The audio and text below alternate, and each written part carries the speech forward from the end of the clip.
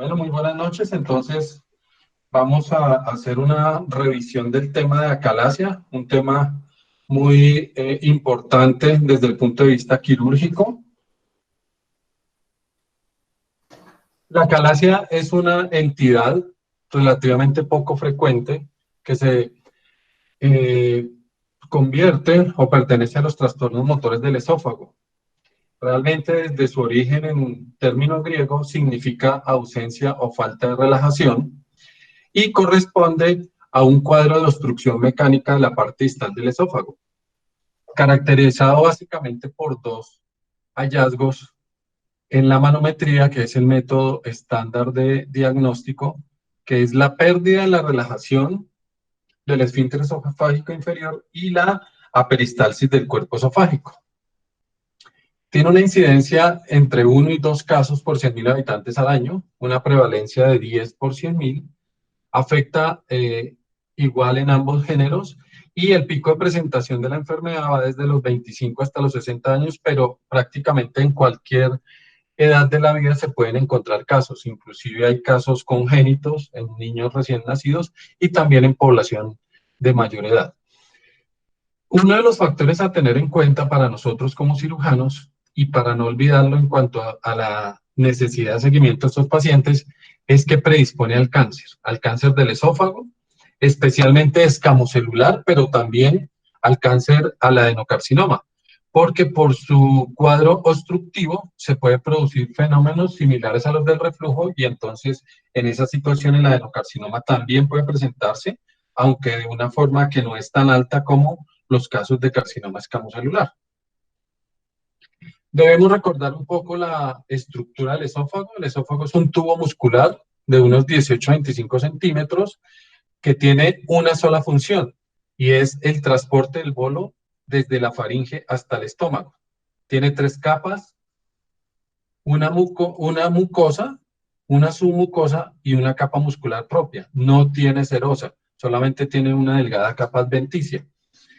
Es muy importante definir que en la capa muscular hay 2 componentes, un circular interno y un longitudinal externo, y que en medio de esos dos existe un gran plejo nervioso que se denomina el plejo de Auerbach, que va a ser el sustrato para esta enfermedad.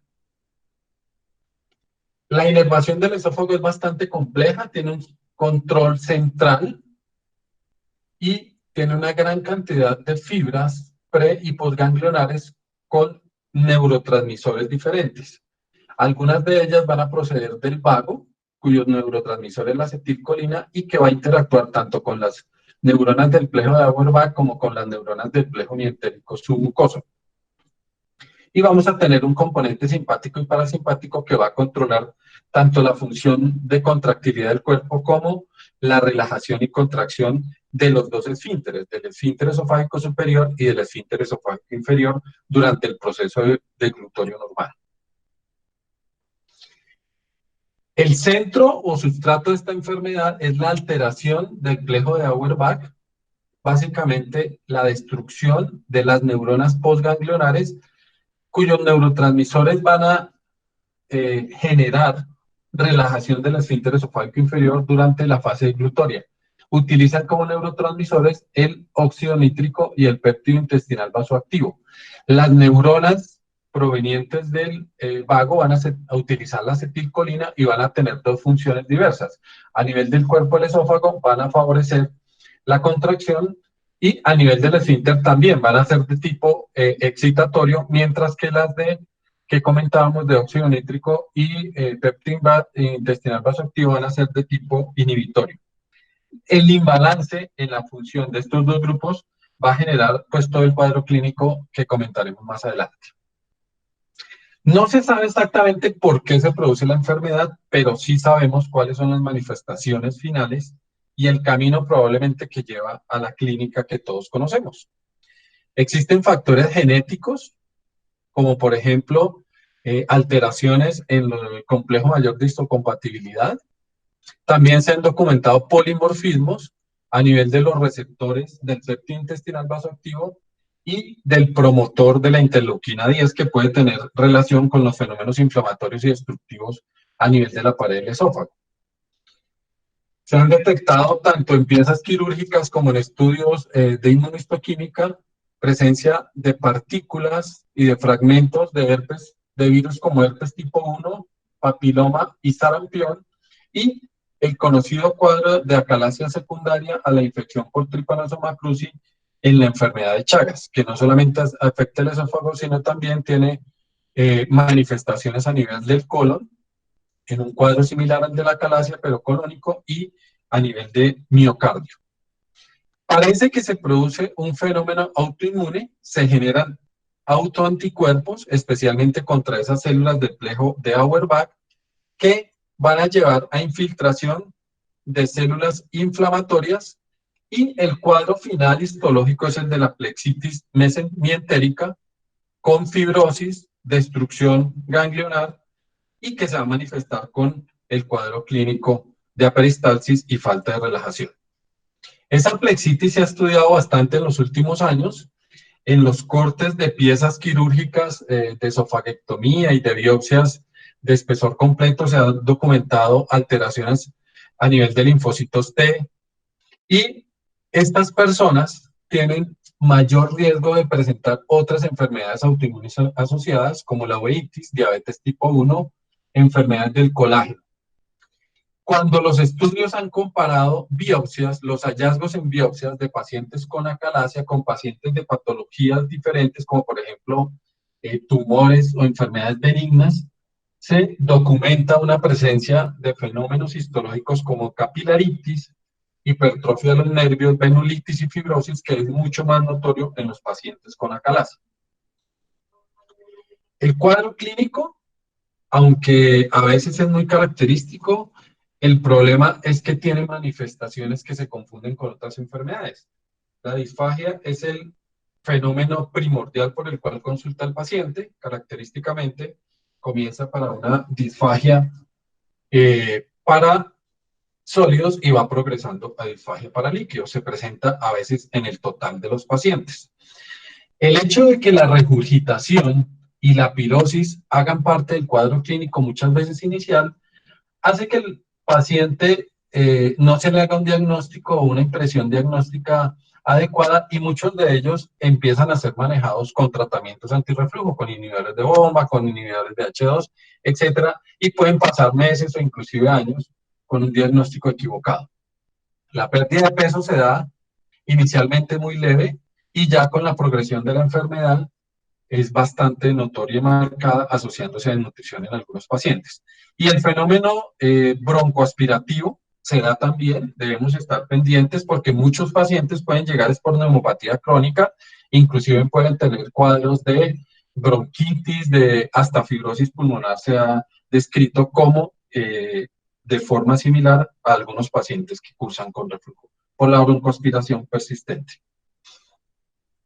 Estas manifestaciones clínicas, especialmente la disfagia, la debemos graduar en las consultas iniciales. Para eso existe desde hace bastante tiempo, desde el año 92, una escala que se llama la de ECAR, en la que se tienen en cuenta pues síntomas como la disfagia, el dolor y la regurgitación, que nos hacen pensar nuevamente en el reflujo y la pérdida de peso. Generalmente se considera que más de 3 es una escala alta y que afecta bastante la calidad de vida del paciente, y es la escala que generalmente se utiliza para el seguimiento post-tratamiento, y se considera habitualmente que el tratamiento es efectivo cuando logra disminuir la graduación por debajo de 3. Para el diagnóstico de la entidad es muy importante tener en cuenta lo siguiente: existe un cuadro clínico muy parecido a la acalasia que se denomina pseudoacalasia, a veces indiferenciable desde el punto de vista radiológico, y que debe ser caracterizado porque generalmente es de tipo secundario, y es nuestra obligación descartar sobre todo enfermedad maligna, no confundirlos. Para la diferenciación y la confirmación diagnóstica, entonces está el cuadro clínico que hemos comentado. Existen métodos endoscópicos, radiológicos, manométricos, que es el gold estándar, y últimamente se dispone de estudios un poco más sofisticados que habitualmente no contamos en nuestro país, como la planimetría con EndoFLIP por impedancia, que nos permite medir el grado de distensibilidad de la unión esofagogástrica y que determina también la posibilidad diagnóstica y sobre todo el control intra y post tratamiento para determinar que la miotomía o la dilatación ha sido satisfactoria y va a aliviar la disfagia. En cuanto a la pseudoacalasia, que se puede presentar en el 2 a 4% de los pacientes, existen entidades que podemos diferenciar, como lo comentábamos, la chagásica, infección por Trypanosoma cruzi, que es muy importante en países tropicales. Brasil es el país que más cuenta con este tipo de patologías en el mundo. Entidades benignas como tumores, leiomiomas, las secuelas del reflujo, inclusive después del tratamiento de la acalasia, pueden generar entonces estenosis, ulceración, que deben ser diferenciadas. Lesiones de tipo iatrogénico, como por ejemplo cuando se utilizan bandas para manejo de obesidad, la banda gástrica bariátrica, o cuando se han hecho cirugías para el reflujo o la misma aplicatura que acompaña a la miotomía en la acalasia, que pueden quedar muy apretadas y cursar entonces con disfagia postoperatoria. Y el punto más importante, diferenciar los cuadros malignos. ¿Qué cosas deben hacernos orientar o pensar en que podemos estar más en presencia de una infiltración de la unión que una acalasia, que es un trastorno puramente funcional? Entonces, cuando en el TAC o en los estudios diagnósticos vemos grosor de la lesión mayor o de la unión de más de 35 milímetros, cuando no hay una dilatación muy marcada o no existe esa dilatación en el esófago, cuando son pacientes de avanzada y con pérdida de peso, nos debe llamar eso la atención. Si la disfagia es de reciente aparición y hay asimetría en la tomografía. El primer estudio que generalmente le realizamos al paciente es la endoscopia, porque el paciente persiste con los síntomas y nos vemos en la obligación básicamente de descartar reflujo por la presencia de pirosis y regurgitación que no responde al tratamiento con IVP. El hallazgo para los que hacemos endoscopia que nos obliga o nos hace pensar que podemos estar frente a un trastorno motor de este tipo es, primero, que encontramos un esófago dilatado, muy dilatado, tortuoso y generalmente con contenido, ya sea de saliva espesa, espuma que está tapizando la mucosa o restos de lo que el paciente ha digerido en los últimos días, como en este caso. Después de que hacemos la aspiración del contenido del esófago, vamos a encontrarnos con una confluencia en los pliegues, con una mucosa alterada que ha perdido el patrón vascular en el tercio distal del esófago o a veces en una extensión mayor, y vamos a encontrar esta cuestión característica. El hiato del cardias va a estar cerrado, pero lo vamos a poder franquear fácilmente con algo de irrigación en el equipo, con algo de fuerza leve, y vamos a notar que cuando nos retiramos, el hiato va a quedar abierto. Y eso se va a manifestar en el paciente en el hecho de que va a mejorar en las siguientes 8 a 15 días después de su endoscopia, va a notar una mejoría en su score de disfagia. Otros hallazgos que podemos ver son las contracciones terciarias. Esas contracciones no son propulsoras, son simultáneas y vemos entonces la famosa imagen en sacacorcho. Cuando entramos al estómago y hacemos la retroflexión, generalmente podemos observar de esto que la mucosa del cardias está muy adherida al equipo. No vemos habitualmente hernia, pero sí existen pacientes que, además de la acalasia, pueden tener una hernia hiatal y que la debemos considerar para el momento del tratamiento quirúrgico. Esos son los hallazgos endoscópicos que nos orientan, nos hacen sospechar, pero no son diagnósticos de acalasia. Lo más importante para el endoscopista es revisar bien esta zona y descartar definitivamente la pseudocalasia. Entonces, mirar que no hay infiltración, que no haya masa, que no haya algo extrínseco que nos vaya a generar sorpresas si confundimos el diagnóstico. Luego, generalmente lo que sucede es que le complementamos los estudios, o el paciente va a un estudio radiológico contrastado con bario, que puede ser esofagograma, y lo que vamos a notar o nos va a reportar la imagen es un esófago dilatado que puede tener contracciones simultáneas, como las estamos viendo acá, que va a depositar medio de contraste, o cuando la enfermedad está más avanzada, además del medio de contraste, nos va a depositar restos alimentarios.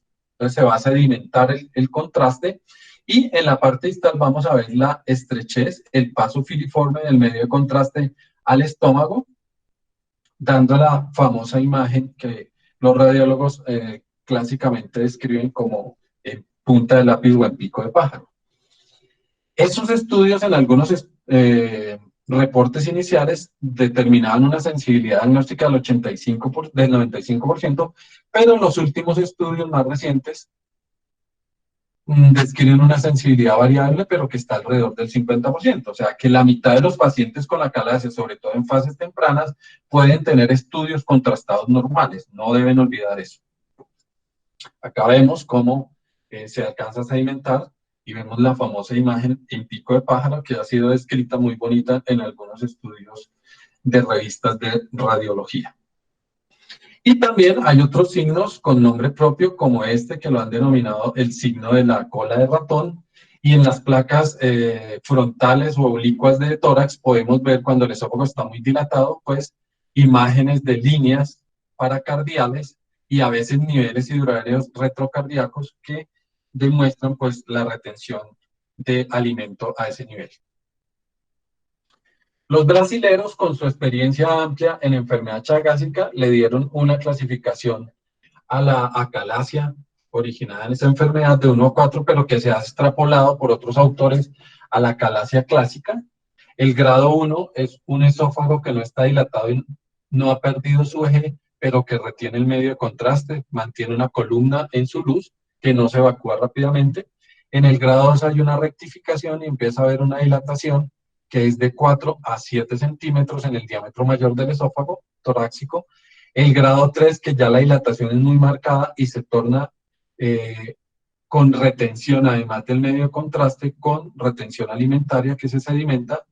Y el grado 4, que es lo que se llama el esófago sigmoideo o megaesófago, en el cual hay una dilatación muy marcada, se pone muy tortuoso, genera fenómeno de compresión sobre las estructuras vecinas, y muchos autores consideran que ya este es un estado final de la enfermedad, que habitualmente va a requerir un tratamiento quirúrgico de tipo resectivo, tipo esofagectomía total. El otro estudio contrastado que les recomiendo que tengan muy en cuenta, y que se puede hacer sencillamente en cualquier unidad de radiología porque no requiere nada especial, se llama el esofagograma minutado, que además de sospechar y el diagnóstico, nos permite hacer una valoración funcional del grado de compromiso del esófago por la acalasia. Consiste en darle al paciente una cantidad de bario al 45% tomado, y se toman 3 placas oblicuas al minuto, a los 2 minutos y a los 5 minutos, y vamos a medir 2 cosas. 1, el grado de dilatación, el diámetro mayor del esófago, y 2, la altura a la cual se retiene el medio contraste. Eso lo vamos a comparar con un nuevo esofagograma minutado que se va a realizar post tratamiento, ya sea post dilatación endoscópica o post cirugía de miotomía. Es un examen barato, fácil de realizar, disponible en la mayoría, que está estandarizado, que se puede utilizar antes y después, y que en los estudios de correlación ha demostrado una buena concordancia entre los diferentes interpretadores del examen. Acá vemos en una publicación la comparación antes y después del tratamiento. En este caso es después de una dilatación endoscópica, en el cual hay un vaciamiento satisfactorio a los 5 minutos. Se valora que por lo menos haya mejorado el 50% en la altura pretratamiento de la columna de bario. En este caso, en las gráficas C y D, vemos también un caso tratado con también con dilatación endoscópica, en el cual no hubo una mejoría, no hubo una respuesta en el esofagograma minutado post tratamiento, y clínicamente el paciente tampoco mejoró su score de disfagia. Y lo más importante, se correlaciona de forma muy exacta con los hallazgos en la manometría. Se realiza entre 4 y 8 semanas después del tratamiento, ya cuando el fenómeno inflamatorio ha pasado en la unión esofagogástrica.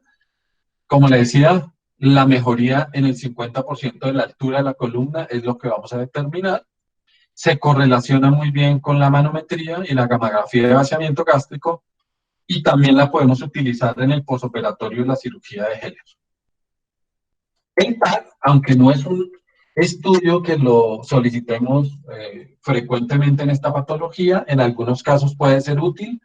Está indicado para el estudio de compresión extrínseca y determinar alteraciones en estructuras vecinas, también para valorar posible riesgo durante la cirugía, para determinar si hay repercusión en la parte respiratoria, para descartar pseudoacalasia y para diferenciar los tipos de acalasia también, de acuerdo con el diámetro, el espesor de la pared a nivel de la unión y las características de la imagen, si es nodular o lobulada.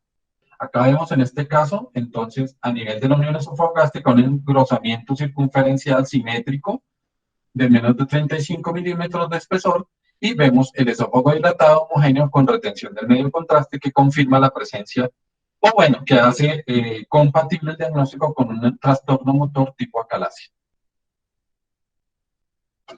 Y el estudio, pues, más importante para nosotros, definitivamente, porque es el gold estándar, el que confirma la sospecha, es la manometría.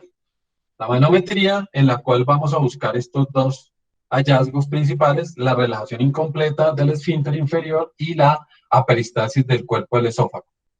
Pueden existir otros hallazgos adicionales, pero que no son obligatorios para pensar en acalasia. Una es que el esfínter tenga una presión elevada por encima de lo normal, que es entre 10, 12 hasta 45 milímetros de mercurio, que la línea de presión del esófago esté por encima de la basal. Eso se va a ver muy bien en la manometría de alta resolución, donde vamos a determinar la presencia de la presurización del cuerpo y la presencia de las contracciones no propagadas.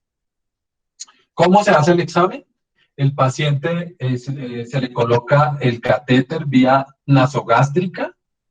Se van a utilizar degluciones de 5 litros de agua a temperatura normal con el paciente en posición de cúbito supino, y se deja descansar entre deglución y deglución 20 segundos para que se dé el periodo de recuperación del músculo, y de acuerdo con eso entonces vamos a valorar.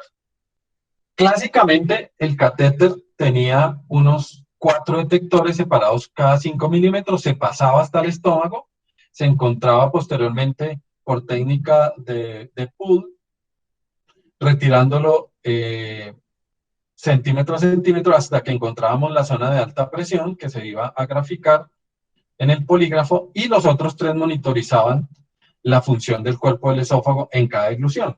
Lo que normalmente vemos es que la onda de contracción se va desplazando hacia la derecha, es progresiva, y a medida que llegamos al tercio distal vamos a ver una mayor amplitud, es más fuerte la onda y una mayor duración. Y lo que vemos es que desde que deglutimos a nivel de la faringe el líquido, entonces se va a producir una relajación del esfínter esofágico superior y simultáneamente una relajación del esfínter esofágico inferior. ¿Cuánto debe ser esa relajación? La debemos comparar con la basal de presión intragástrica y debe quedar el nadir de esa relajación a menos de 8 milímetros de mercurio. Si queda por encima de 8 milímetros, la relajación es incompleta y es el hallazgo primordial en acalasia. Cuando el paciente tiene acalasia, entonces la onda no progresa, vemos ondas que se llaman simultáneas y vemos que no hay la relajación del esfínter esofágico inferior que se monitoriza acá abajo. En la manometría de alta resolución se utiliza un catéter que trae cada centímetro un sensor, entonces nos va a medir una función centímetro a centímetro de todo el cuerpo del esófago, son entre 15 y 20 sensores, y se va a graficar como una planimetría bidimensional en escala de colores. Los colores rojo y amarillo nos van a mostrar las zonas de alta presión. Los colores fríos como el verde y el azul nos van a mostrar zonas de baja presión. Después de que se produce la dilución de el agua, entonces vamos a ver el comportamiento del cuerpo del esófago y la relajación de la zona de alta presión distal. Eso se calcula por el índice, por la presión integral de relajación, que son los 10 segundos que van desde la deglución. De esos 10 segundos, vamos a monitorizar los 4 segundos que tienen la presión más baja y vamos a hallar la integral, y eso se va a llamar el IRP. Lo normal es que quede por debajo de 15 milímetros. El diagnóstico de la calasia se hace cuando el IRP queda o tiene un valor por encima de 15 milímetros. Hay otras medidas que podemos tomar en el cuerpo del esófago, como el CBF, el tiempo de latencia distal y el punto de desaceleración contráctil, también la integral de la fuerza de contracción de los 2/3 inferiores, que es donde el esófago tiene la pared musculo-liso. Con eso, entonces, vamos a aplicar los criterios de Chicago, descritos en el 2007 por el doctor Pandolfini y colaboradores, y hay un orden para la valoración y el reporte de la manometría de alta resolución. Lo primero que se valora es el IRP, y si está elevado por encima de 15, entonces diagnosticamos acalasia, y luego vamos a valorar la calidad de la peristalsis, que en el caso de la acalasia, pues va a haber una aperistalsis. De acuerdo con esto, tendremos 3 tipos de acalasia. Una acalasia tipo 1, en la cual haya peristalsis en todas las degluciones. Vemos acá, pues, que la gráfica es de una presión muy baja. La tipo 2, en la que se cierra durante la deglución el esfínter esofágico superior. Acá vemos el color muy intenso. No se relaja el esfínter esofágico inferior y entonces se genera una alta presión en todo el esófago. Eso se llama la presurización. Si por lo menos 2 de las 10 degluciones nos marcan de esta forma, la acalasia es tipo 2. Y la tipo 3, que correspondería a lo que se conocía como acalasia vigorosa, vamos a ver una ausencia de relajación del esfínter, pero con unas contracciones de los 2/3 distales muy altas, con una fuerza de contracción bastante alta. Acá vemos la explicación fisiopatológica. La acalasia parece o que no es una sola enfermedad, o que es un espectro probablemente de 2 o 3 fases diferentes, en el que la primera fase sería la acalasia tipo 3, que puede estar presente en el 10% de las manometrías, en el cual no hay dilatación del esófago, hay contracciones muy fuertes con imagen en sacacorcho. Posteriormente ese esófago se empieza a dilatar, empieza a retener y acumular residuos alimentarios. En esta fase hay mucho dolor torácico, y en estas 2 fases ya el dolor disminuye, y lo que se torna preponderante es la disfagia, la regurgitación y la pirosis, por la degradación de alimentos y generación de sustancias lesivas para la mucosa. El tipo 2, al momento del diagnóstico, es la gran mayoría, y eso es bueno porque, como lo veremos más adelante, es la de mejor pronóstico para el tratamiento.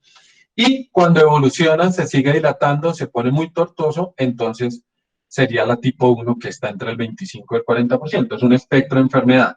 Hay un cuadro clínico que parece que es la preacalasia, que es cuando existe problemas en la relajación, pero todavía hay peristalsis normal en el esófago, que se llama fenómeno de obstrucción del tracto de salida. El tratamiento, después de haber hecho entonces la confirmación diagnóstica con manometría y con las otras ayudas que hemos comentado, nos debe recordar de que esta es una enfermedad crónica incurable, que va a haber un daño progresivo, que se va a manifestar cada vez con una peor función residual, y que esto se va a reflejar en el resultado del tratamiento. Todos los tratamientos, independientemente el que escojamos, lo que buscan o lo que producen es una disminución de la presión del esfínter para aliviar la disfagia, y eso lo podemos lograr con 2 mecanismos: con una ruptura mecánica de las fibras musculares del esfínter inferior, o con una reducción farmacológica de la presión. Y la otra cosa que no debemos olvidar nunca es que todos los tratamientos, independientemente del que utilicemos, con el tiempo van a perder efectividad. y el paciente va a volver a consultar por reaparición de la sintomatología, habitualmente recurrencia de la disfagia, lo que hace que muchos de estos, incluyendo los tratamientos quirúrgicos, puedan llegar a ser repetitivos en el tiempo a largo plazo. Entonces tendremos tratamientos farmacológicos, endoscópicos y quirúrgicos, cuyo principal representante e importante para nosotros es la miotomía quirúrgica. Contamos con medicamentos como nitratos, calcioantagonistas y el sildenafil, que es un donador de óxido nítrico. Desde el punto de vista endoscópico podemos hacer inyección de Botox, dilatación neumática con diferentes tipos de balones, la miotomía endoscópica y la inserción de prótesis autoexpandibles que ha adquirido cierta importancia en los últimos años. Y desde el punto de vista quirúrgico, la miotomía con sus anexos, como lo comentaremos más adelante, que puede ser por técnica abierta, que ya en día pues, se ha abandonado con la aparición de técnicas mínimamente invasivas que tienen unos resultados bastante halagadores a corto y largo plazo. Y lo último que ha aparecido, que es la robótica, que probablemente se comporte muy parecido a la mínima invasión laparoscópica, con reportes iniciales de menos incidencia de perforación mucosa, que es interesante, pero con un alto, con un problema importante que son los costos, por lo menos a este momento. Los tratamientos farmacológicos, ¿para quiénes quedarían entonces? Para pacientes que son malos candidatos quirúrgicos, pacientes que por sus comorbilidades no se pueden someter a una dilatación por el riesgo de que si se perfora y necesita un tratamiento quirúrgico, pues le va a ir mal.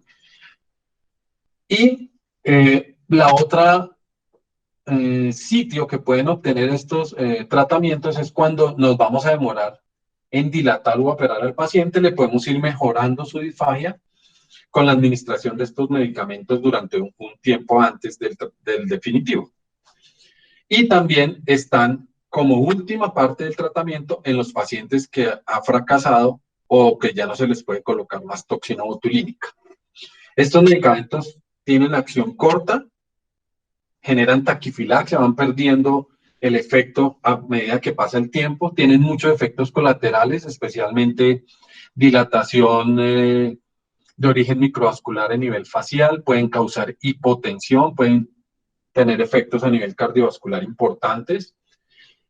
Se pueden utilizar por vía oral o en el caso de la nitroglicerina también sublingual y se da unos 15 a 30 minutos antes de los alimentos, de las comidas principales. El segundo tratamiento con el que contamos es la toxina botulínica. Acuérdense que esta toxina lo que hace es inhibir el efecto en las terminales nerviosas de la acetilcolina, que sería pues el efecto excitatorio que esta produce, se bloquearía y reduciría entonces la presión a nivel del esfínter esofágico inferior. Las ampollas vienen de 100 y 200 unidades en Colombia. Lo que hacemos es dividir estas 100 unidades en 4 alicuotas que se colocan 1 centímetro por encima de la línea dentada en el eje de las 12, 3, 6 y 9. Identificamos la línea Z y 1 centímetro con una aguja de inyección convencional le vamos a infiltrar la toxina botulínica. El efecto a corto plazo, casi que inmediato, es bastante bueno en un alto porcentaje de pacientes. El problema es que hacia los 3 a 4 meses ha desaparecido prácticamente y requiere la nueva infiltración.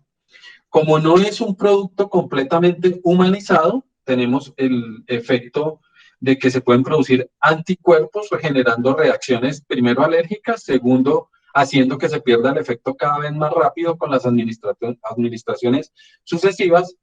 Y tercero, que la administración en el plano intermuscular genera inflamación y fibrosis y no es bueno tener eso cuando vamos a ir a cirugía. Más adelante miraremos el comportamiento de estos fenómenos con respecto a la intervención quirúrgica.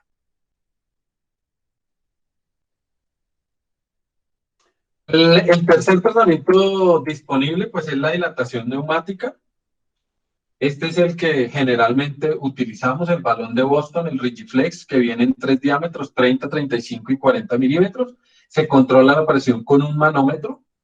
Se puede hacer solo bajo control endoscópico si logra uno pues pasar como generalmente se hace al estómago a dejar la guía, y también se puede uno orientar con fluoroscopia para determinar si la expansión del balón ha sido completa. Lo recomendable es comenzar con el menor calibre, porque en un estudio que se hizo grande europeo, comenzaron con 35 milímetros y la tasa de perforación fue tan alta que tuvieron que parar el estudio, replantearlo y bajar a 30 milímetros, con lo cual la perforación disminuyó. El diámetro máximo es de 40 milímetros. Lo que habitualmente uno hace es dilata con 30, valora en 2 a 4 semanas. Si el paciente persiste sintomático, la segunda dilatación la hace al mes con 35, vuelve y valora, y si persiste sintomático, hace una tercera dilatación al segundo mes con 40 milímetros. ¿Es efectiva? Realmente es efectiva, inclusive a mediano y largo plazo.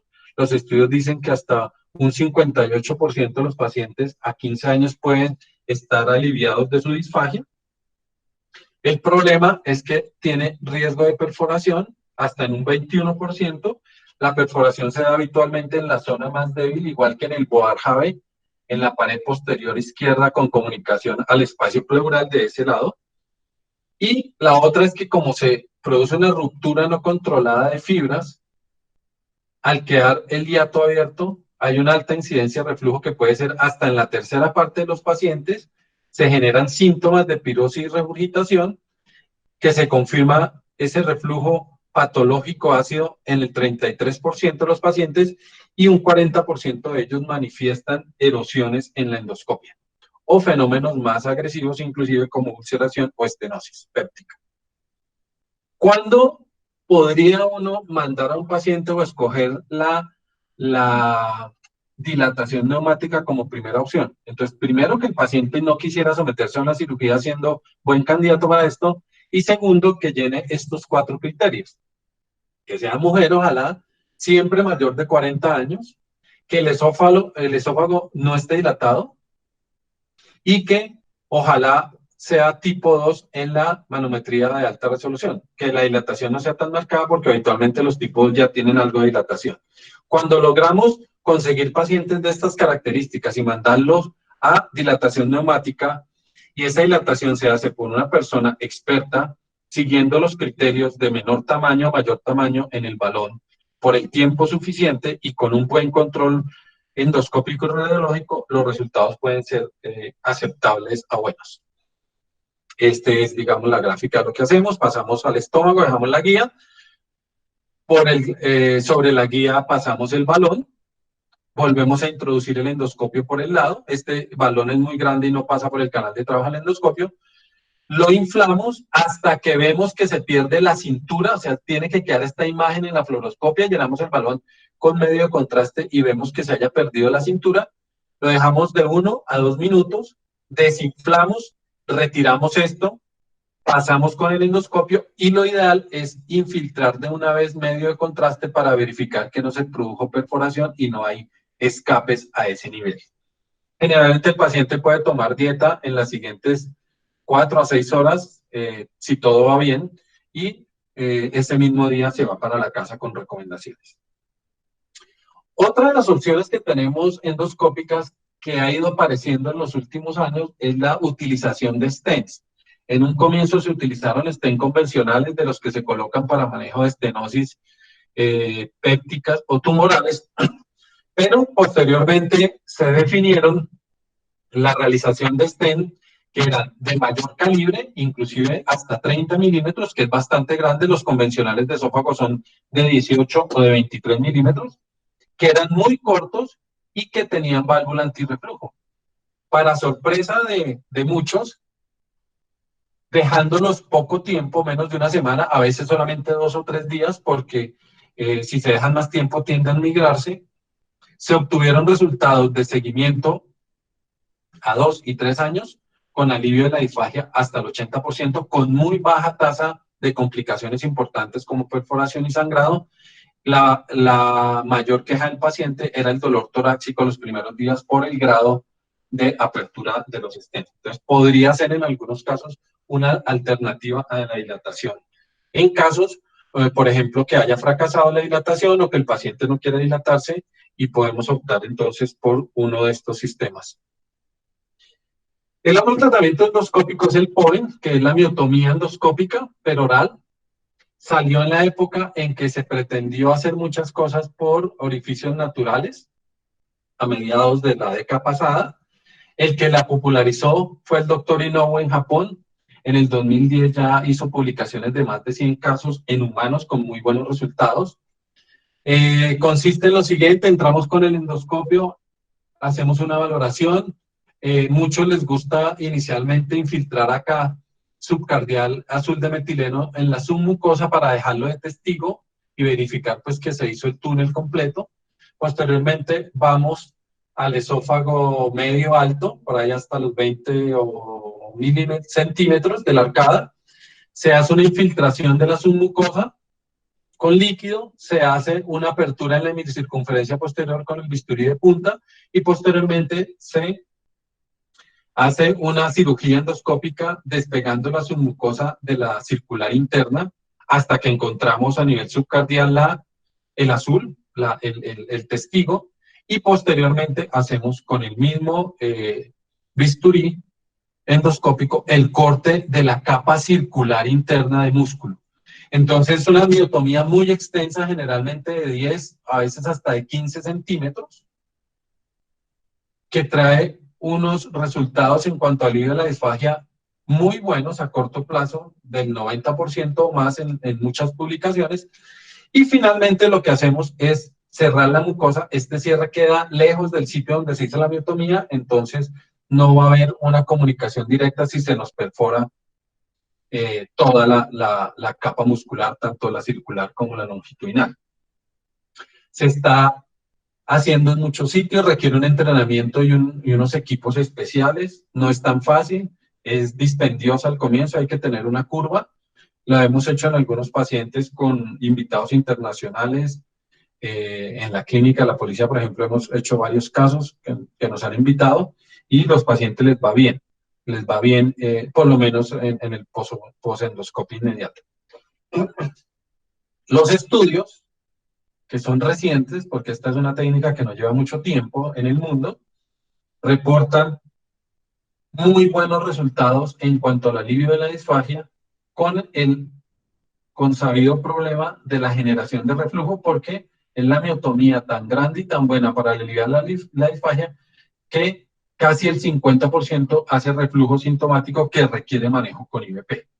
Cuando se hace el POEM después de una miotomía con antirreflujo, tiene la ventaja de que como el paciente ya tiene el DOR o el TUPED, entonces estas tasas bajan. Y podría ser una terapia de rescate cuando la miotomía ha fracasado. Y llegamos pues a nuestro tema quirúrgico. Es un procedimiento que fue descrito hace ya más de un siglo por el doctor Heller. El doctor Cronenberg describió que no era necesario hacer la anterior y posterior, sino que con la sola miotomía anterior era suficiente. En el año 62 el doctor Dor le adicionó una aplicatura parcial anterior. En el año 63 un cirujano francés pediátrico describió pues la aplicatura posterior de 270 grados. Y en 1991 en Irlanda el doctor Cucheri hizo la primera cirugía de este tipo por vía mínimamente invasiva, que hoy se considera el gold estándar. Se puede, o históricamente se ha hecho, inicialmente por laparotomía, luego por toracotomía, por laparoscopia, toracoscopia y finalmente por robótica.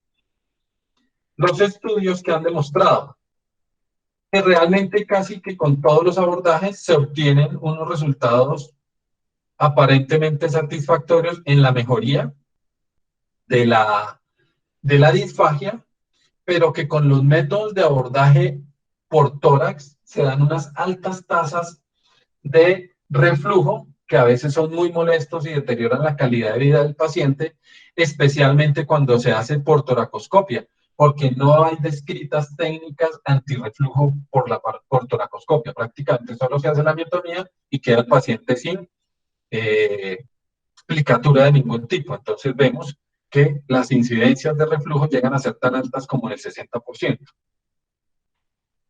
muy similares a cuando se hace a veces la miotomía laparoscópica y no se le adiciona una válvula antirreflujo.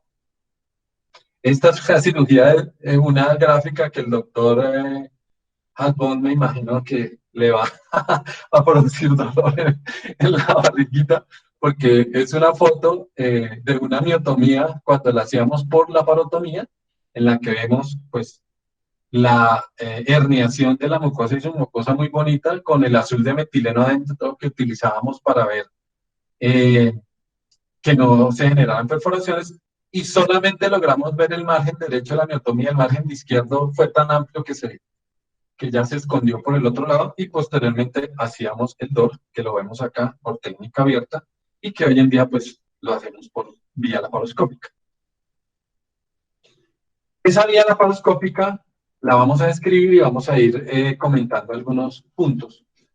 La técnica habitualmente clásica es de 5 trócares con un lente de 30 grados, un trócar a 14, un trócar de la óptica a 14 centímetros del cifoides, un poco hacia la izquierda, y 4 trócares, uno de ellos que puede ir subcostal o subcifoideo para separar el hígado, el del ayudante en la línea medio clavicular y uno que lo colocamos a este nivel, debajo del rebordo costal, algunos lo colocan acá más periférico, y el de la mano izquierda del cirujano. La primera parte de la cirugía, pues la revisión de la cavidad, luego la apertura del ligamento gastrohepático, debemos tratar de preservar siempre la rama hepática del vago, y después de esta apertura identificar el pilar derecho que va a ser una estructura importante de orientación. Posteriormente la membrana frenoesofágica del peritoneo, la que recubre la cara anterior de la unión esofagogástrica, la vamos a incidir y vamos a ir de derecha a izquierda hasta que encontramos el pilar izquierdo. En ese punto vamos a entrar al mediastino anterior, inferior y anterior, identificando siempre el nervio vago para preservarlo y ya vamos a dejar nuestro espacio para poder hacer la miotomía. Acá vemos entonces una imagen de la laparoscopia donde ya hemos abierto el peritoneo, estamos trabajando sobre la membrana frenoesofágica de derecha a izquierda con alguna de nuestras energías. Esto se puede abrir con hooks, se puede abrir con tijeras o si estamos utilizando alguna energía monopolar o bipolar, también lo podemos hacer. Y acá estamos ya identificando nuestro pilar derecho. Una cosa muy importante que debemos tener en mente es que si hemos planeado una cirugía con una aplicatura anterior, no debemos hacer ventana retroesofágica. No se necesita disecar la cara posterior del esófago, como cuando vamos a tratar una hernia hiatal o una cirugía antirreflujo. Eso solamente lo hacemos o está recomendado en 2 situaciones. Cuando el esófago está muy dilatado y sigmoideo, porque esa manipulación y liberación del mediastino y de la porción intraabdominal del esófago rectifica el esófago y mejora el pronóstico funcional posoperatorio. O en el caso de que vayamos a tratar una hernia hiatal acompañante o seamos unos cirujanos que nos guste acompañar la miotomía de una aplicatura posterior, en ese caso pues sí vamos a hacer la disección de la ventana retroesofágica. Y se recomienda seccionar los vasos cortos, sobre todo los primeros, los más altos, para que el traslado del fondo para la aplicatura no genere ningún tipo ni de alteración del eje, ni de tensión que pueda aumentar la disfagia posoperatoria. Es la recomendación de las guías de la SAGE del 2012. Después de eso, en cuanto a la miotomía, ¿qué vamos a hacer? Vamos a identificar la grasa epifrénica a nivel de la unión esofagogástrica. Debemos ya tener identificado el vago, lo vamos a rechazar hacia la derecha, el vago anterior, y vamos a comenzar 1 centímetro por encima de esa unión, la miotomía. Se puede infiltrar por debajo de la muscular con solución de adrenalina que disminuye el sangrado y ayuda a disecar un poco la submucosa.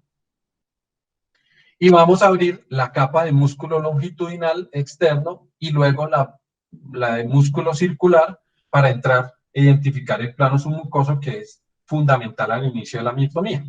Acá estamos viendo que ya hemos encontrado nuestro plano Acá tenemos el nervio vago identificado y vamos a disecar ese plano submucoso dejándolo libre para poder ir haciendo la sección de las fibras musculares. La disección se puede hacer de muchas formas, se puede hacer con Grasper por divulsión, se puede hacer con hooks, se puede hacer con tijeras, se puede hacer con alguna de las energías modernas. Eso es a gusto del cirujano, como se sienta más cómodo y cómo lo haga. Lo importante no es no estar cambiando la técnica, sino estandarizarla.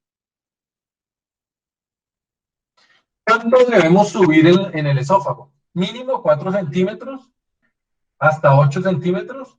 En promedio se recomiendan 6 a 7 centímetros, con eso es suficiente. Se deben separar los bordes para que se hernie por lo menos el 40 a 90% de la circunferencia del esófago y se puede hacer por diferentes técnicas. Y lo más importante es esto, doctores. Siempre debemos bajar de 2 a 3 centímetros en el estómago porque habitualmente las miotomías quedan incompletas, no porque no se haya ascendido suficiente en el esófago, sino porque no se baja suficiente en el estómago. Un punto que se ha descrito clásicamente es tener en cuenta la segunda rama de los vasos gástricos izquierdos en la curva menor, que generalmente nos alcanza a dar esos 2 centímetros de miotomía a nivel subcardial. Acá vemos ya finalizada la miotomía, una miotomía extensa, el nervio vago, los bordes del esófago ya bien abiertos y la miotomía sobre la cara anterior del estómago alto. Existen estudios clásicos desde la década de los 90 que describieron que en esta zona pues hay fibras circulares y fibras oblicuas. Acuérdense que el estómago tiene una capa interna oblicua, además de la capa circular y longitudinal, que son las que encontramos en el esófago. En la zona de alta presión se van a sobreponer y van a funcionar como un cabestrillo, generando pues primero el ángulo de Is y segundo, la zona de alta presión cuando se contrae. ¿Qué sucede si nosotros no escogemos un buen camino para hacer esa miotomía? Si la hacemos muy cerca o muy hacia la curva menor, solamente vamos a cortar las fibras circulares y nos van a quedar las fibras longitudinales, generando probablemente una miotomía incompleta. Si por el contrario nos vamos muy hacia el ángulo de Is, hacia la curva mayor o hacia el borde izquierdo del esófago de la unión, pues vamos a cortar solo las fibras oblicuas y vamos a dejar las fibras circulares sin cortar. Entonces la idea es la línea B que va por el centro, equidistante del margen derecho o izquierdo, debe ser nuestro camino. Debemos estar permanentemente identificándola, no perdernos, porque si no la miotomía queda incompleta y podemos terminar produciendo perforación iatrogénica de la mucosa. ¿Qué parámetro nos sirve anatómico? La grasa a ese nivel que disecamos inicialmente nos va a brindar un buen punto de reparo, al igual que el tener identificado el segundo vaso corto, el segundo vaso que entra a la curva menor. Después de que hemos ya terminado nuestra miotomía, se recomienda siempre utilizar alguna maniobra para determinar si quedó completa. Algunos lo hacen avanzando una sonda, trampeando por debajo y pidiéndole al anestesiólogo que llene con agua, solución salina pintada con azul de metileno, por ejemplo, o distendiendo con aire. No es tan recomendable con aire. Lo que habitualmente hacemos es una endoscopia intraoperatoria, pero también está descrita la manometría intraoperatoria o el FLIP, que es un mecanismo, un instrumento que nos mide la distensibilidad de la unión esofagogástrica.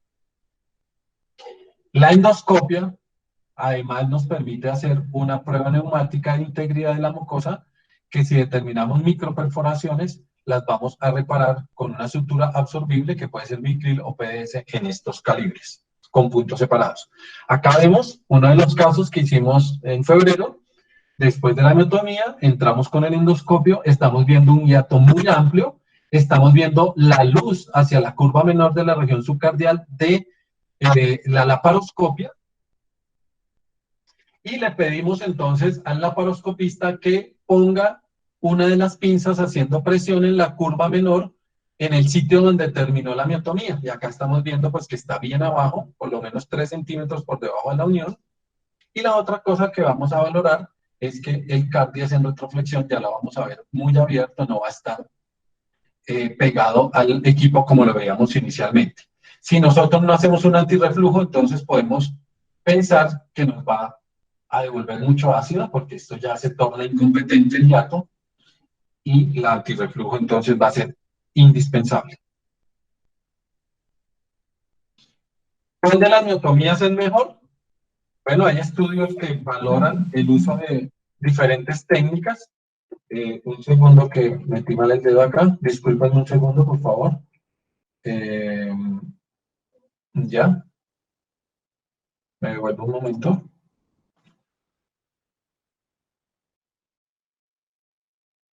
El TUPET es lo que generalmente más se utiliza en el mundo.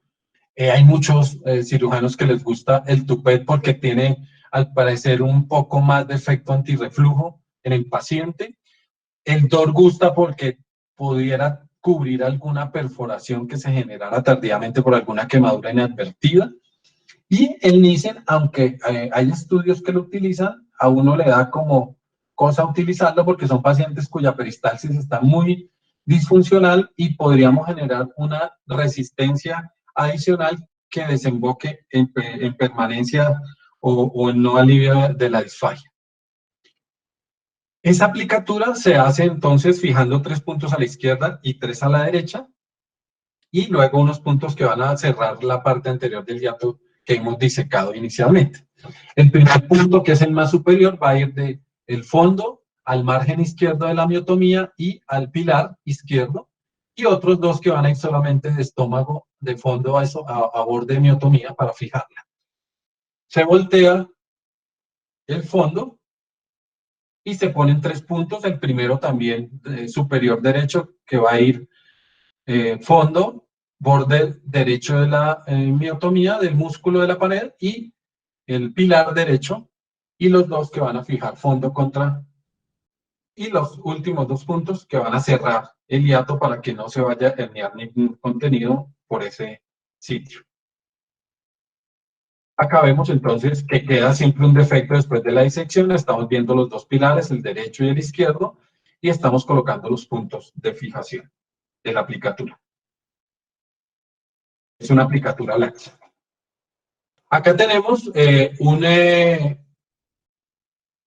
una publicación reciente de un grupo importante en esófago, el doctor Patty, en Estados Unidos, en que nos dice que la aplicatura es necesaria para controlar el reflujo, le mejora la calidad a ese respecto al paciente, que las aplicaturas parciales es probablemente mejor en resultado a largo plazo que el NICE, que las dos aplicaturas parciales tienen efectos similares a largo plazo, aunque en el TUPET puede inicialmente haber disfagia, después eso se va compensando y al final los fenómenos de reflujo van a ser menores con TUPET que con DOR probablemente. El DOR tiene la ventaja de que no hay que disecar ventana posterior y nos permite cubrir los probables defectos de la mucosa que queden inadvertidos, pero todo queda en manos de la experiencia y gusto del cirujano, con lo que mejor se sienta, lo debe hacer uno siempre. Estos son los resultados de la miotomía Heller. Es muy buena, es el tratamiento estándar contra el que se compara todo para alivio de la disfagia. Las tasas de reflujo cuando se hace aplicatura son aceptables entre un 8 y un 12% aproximadamente. Las complicaciones existen con la cirugía. La perforación es la que debemos siempre estar vigilando en el intraoperatorio. Se presenta hasta en el 7%, pero los rangos son muy amplios. Las consecuencias después del reparo son habitualmente nulas, o sea, si queda reparado con una sutura en puntos separados y hermética, le va muy bien al paciente y no le altera la evolución posoperatoria, no debe prolongar de manera significativa la estancia. Y lo que sí se sabe con los primeros reportes de robótica es que probablemente disminuyan esas tasas de perforación, casi a 0%. La otra complicación es el reflujo, que puede aparecer temprana o tardíamente. Complicatura es solo del 8%, simplicatura puede ser del 31% en rangos variables. Cuando se aborda por tórax, ya sea por toracotomía o por toracoscopia, es muy alta la incidencia, entonces hay que considerar eso siempre si vamos o el cirujano va a abordar por tórax. Y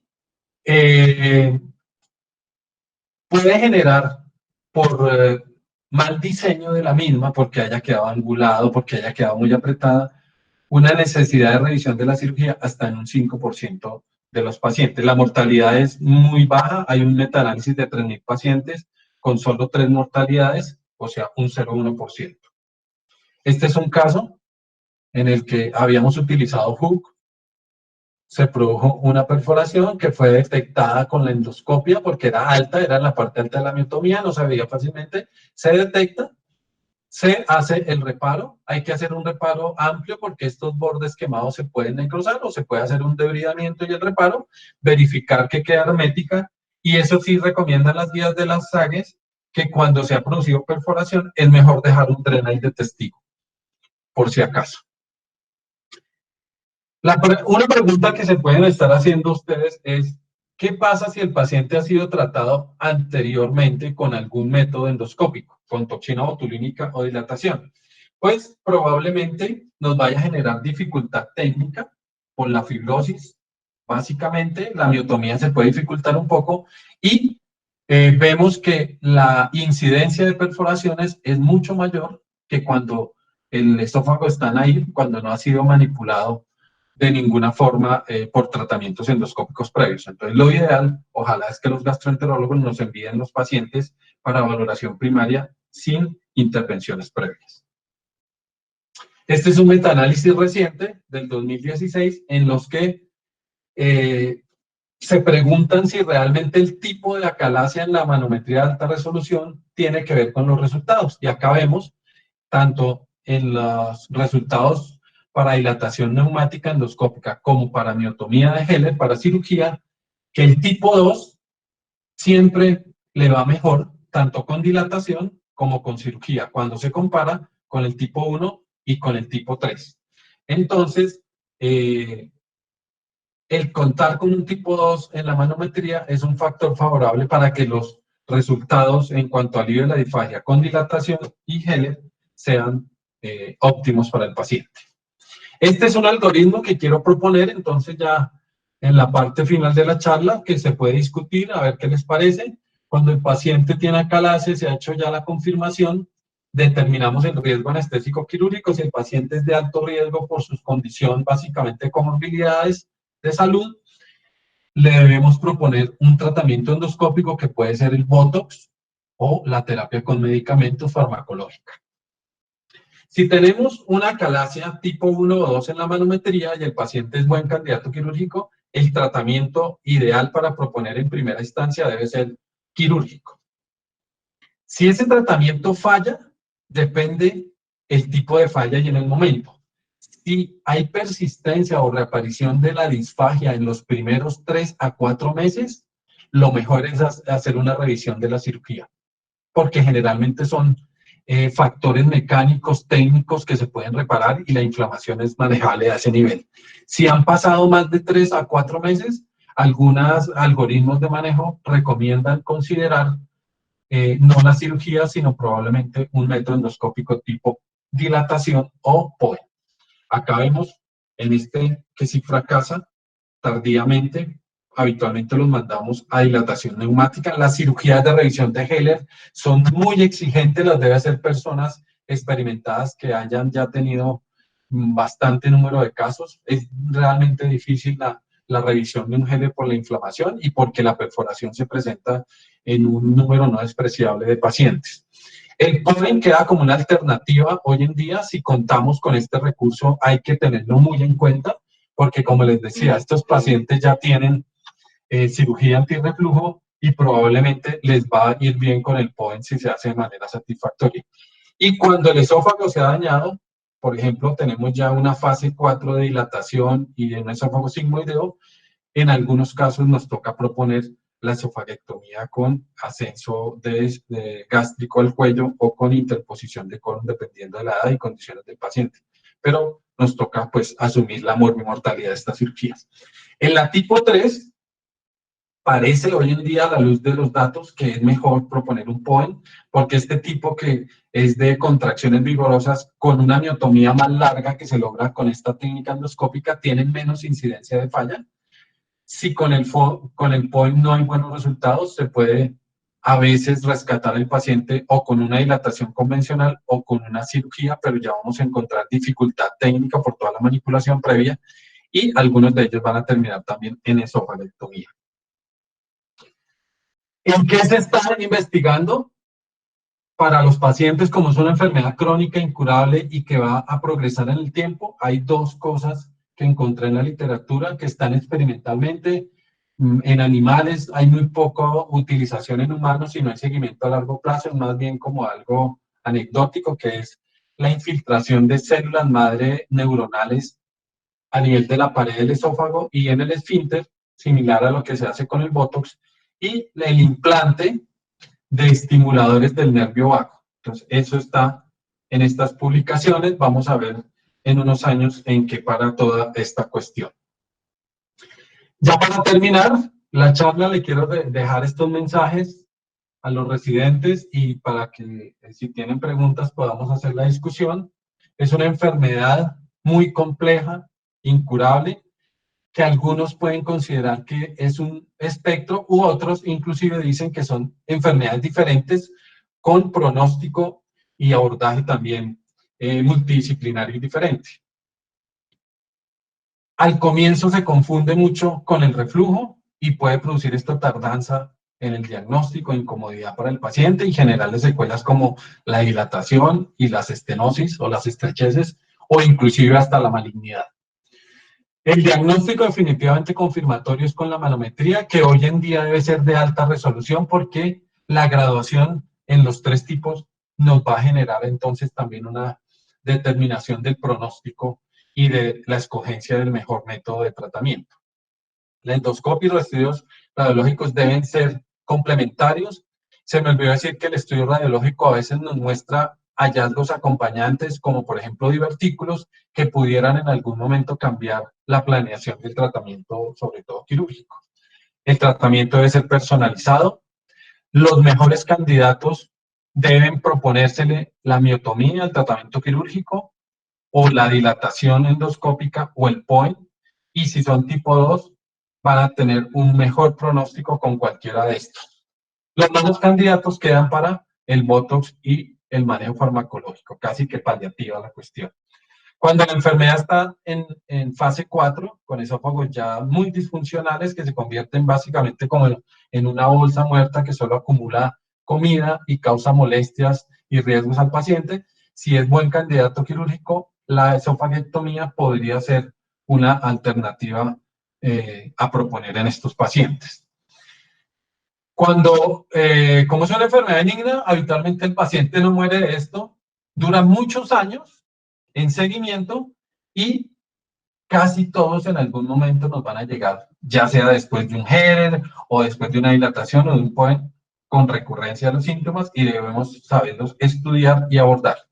Y quedan estas opciones para lo que venga y lo que vaya apareciendo. Dentro de esas, considerar como una alternativa las prótesis especialmente diseñadas para calación. Muchas gracias.